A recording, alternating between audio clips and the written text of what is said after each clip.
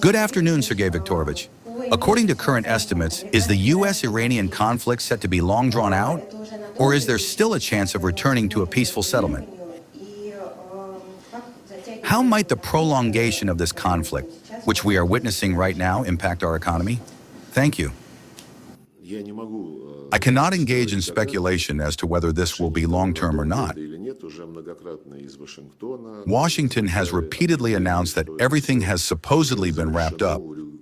A settlement reached, and the Strait of Hormuz reopened. Then it turned out to be closed again. Later came, and continue to come, differing interpretations of the memorandum, the Islamabad Memorandum signed by the U.S. and Iran.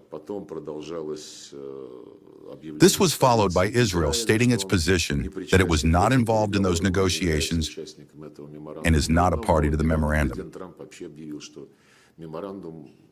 Recently, President Trump announced that the memorandum has been revoked. It no longer exists. So it is very difficult to speculate. However, my sense is that the continuation of hostilities is in the interest of neither the United States nor Iran. There are those who wish to egg on or goad each side to keep this conflict going. We are not among them.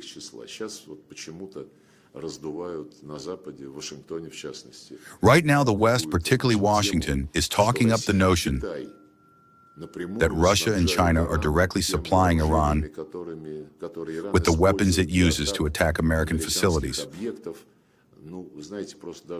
Well, you know, frankly, it's almost embarrassing to hear such things.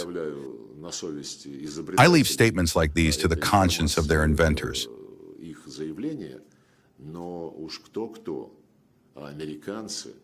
Because if anyone is talking, it's the Americans who, through arms deliveries financed by the European Union, the provision of intelligence data and Starlink systems, and much else, are not just assisting, but directly participating in targeting Ukrainian weapons against objectives, including civilian ones, on Russian territory. So, returning to the Strait of Hormuz, we want this to stop. It impacts the global economy, and Russia is part of the global economy. Despite all the sanctions, the majority of the world's states remain our trade, economic, and investment partners. Some say Russia should be rubbing its hands together because oil prices are rising, already above $90. Our president has also spoken on this topic. We are interested in stable energy prices on global markets so that we have the ability to build our long-term economic policy. But we draw our own conclusions and keep in mind that another gamble could be unleashed at any moment. Therefore, our economy, while maintaining openness to honest, equal relations with all other countries that are willing to cooperate on the same terms, must do everything to remain sovereign and to strengthen its sovereignty